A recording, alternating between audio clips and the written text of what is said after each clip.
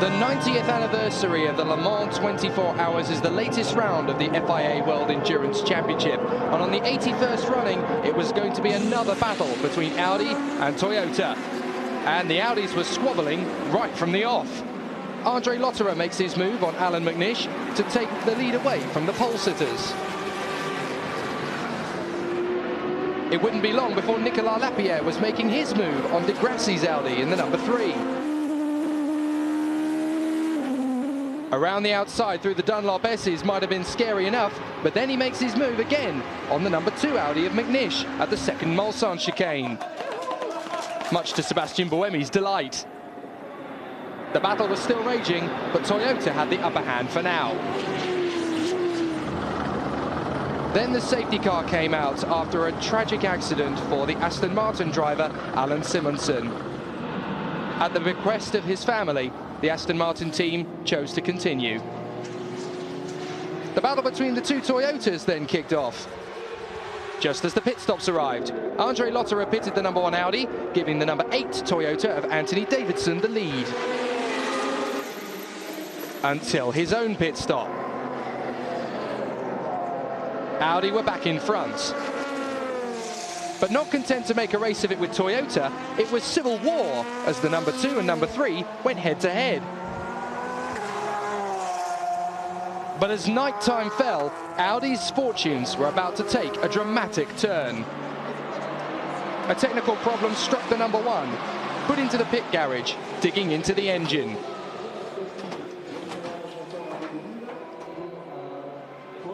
For Toyota, it couldn't have been better. Mechanical gremlins had put the number 1 Audi on the back foot. But then just when Toyota's fortunes couldn't have got any better, they did, right before their eyes. Oliver Jarvis loses the back end of the Audi thanks to a puncture. And he has to drive the 8.4-mile circuit with 3 wheels on his wagon. Somehow, he made it back.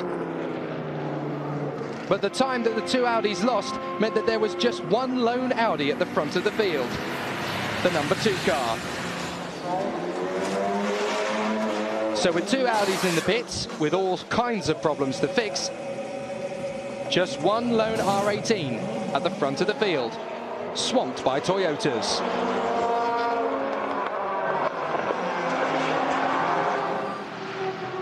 Then the number 30 Lola of Tony Burgess crashes badly, catches fire, and practically splits in half. Fortunately, he's okay. So the safety car comes out again to clear the wreckage at the Porsche curves. And what was left of the car. But then the safety car reappeared again for the 54 Ferrari, which took out part of the guardrail. So after 40 minutes to repair it, the race was back on again.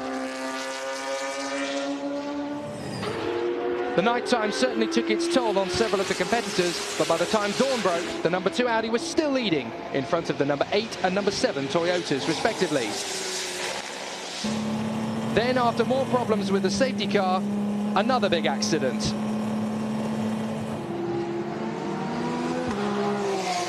The number 2 Audi's lead was put on temporary halt,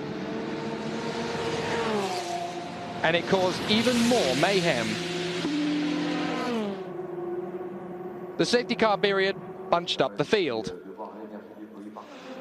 Wreckage on one part of the circuit was cleared, but on the restart, Andrea Bellicchi loses the Rebellion Lola and careers head-on into the barrier.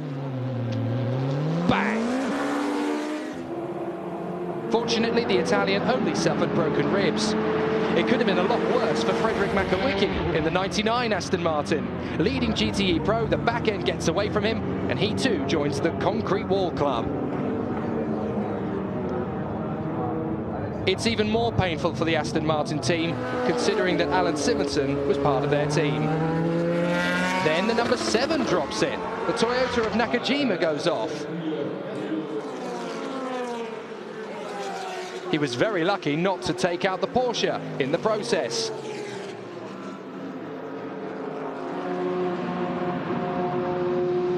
Things were was still plain sailing for Loic Duval in the leading #2 Audi, and he was protecting his lead very effectively, with the two pursuing Toyotas still at least over a lap behind. Then the #7 Toyota makes the pit stop, as too does the recovering #3 Audi. The progress of the sister Audis has been astonishing, and now both cars by this point are back in the top 6. And that pit stop has put the #3 Audi back into 3rd place. Then Nicolas Lapierre went straight onto the rubber tyres at the Porsche corners. The 4th place #7 Toyota careers head-on at the Porsche curves. The reason? A wet surface. It caught him out, and it was practically game over. But then it really was game over for the 46 Oreca. A massive accident as a massive shower hits the back of the circuit.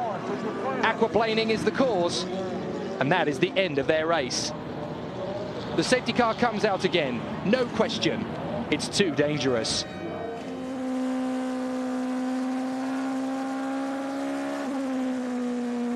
The only chance Toyota has now of taking the overall victory is to unlap themselves.